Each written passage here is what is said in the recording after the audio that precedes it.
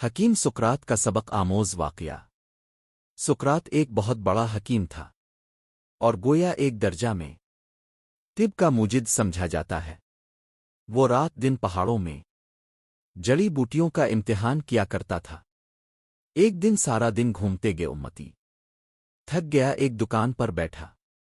پیر زمین پر رکھے ہوئے تھے اور دکان کے تختے پر بیٹھا ہوا تھا کہ آنکھ لگ گئی۔ اسی دوران بادشاہ وقت کی سواری گزر رہی تھی، نقیب و چوبدار آگے آگے چلتے ہوئے آوازیں لگا رہے تھے، ہٹو بچوں، لیکن سقراط کو کچھ خبر نہ ہوئی، یہاں تک کہ بادشاہ کی سواری بالکل قریب آ گئی۔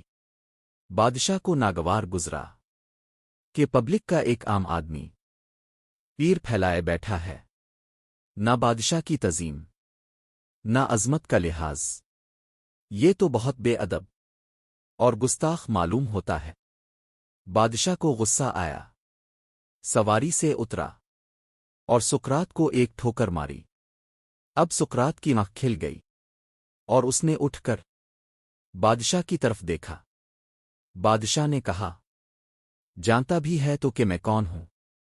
سقراط نے نہایت اطمینان سے جواب دیا، جی ہاں، میں یہی جاننے کی کوشش کر رہا ہوں کہ آپ کون ہیں، اور اب تک اس نتیجے پر پہنچا ہوں کہ شاید اب جنگل کے کسی درندے معلوم ہوتے ہیں، کیونکہ ٹھوکر مارنے کا کام درندے ہی کرتے ہیں۔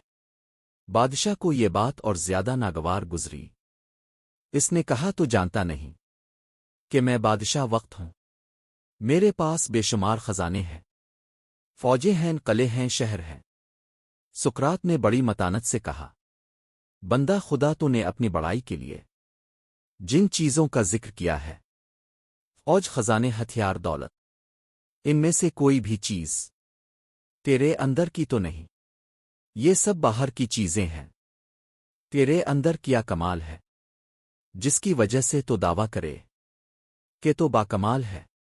یہ سب بیرونی سہارے ہیں، اگر یہ چھن جائیں، خزانہ، فوج، تاج و تخت، تو تیری عزت بھی ختم ہو جائے گی۔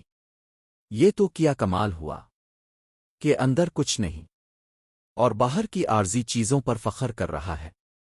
اگر واقعی تو باکمال ہے تو اپنا اندرونی کمال دکھا جو تیرے ساتھ ہمیشہ رہنے والا ہے۔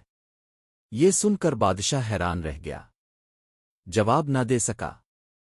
سقراط نے کہا، چلو ہم دونوں اپنے کپڑے اتار کر دریا میں کودتے ہیں اور وہاں اپنے اپنے کمالات دکھاتے ہیں، اس وقت معلوم ہو جائے گا کہ تو باکمال ہے یا میں باکمال ہوں۔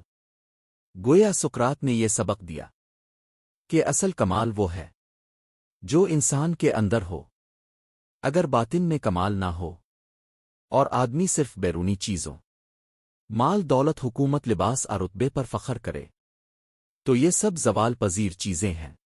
جب یہ جدا ہو جائیں گی تو انسان بے کمال اور ذلیل ہو جائے گا۔ لہذا اگر کسی کو فخر کرنا ہے تو وہ اندرونی کمالات پر کرے، کردار، علم، عقل اور حکمت پر، جو ہمیشہ اس کے ساتھ رہتے ہیں۔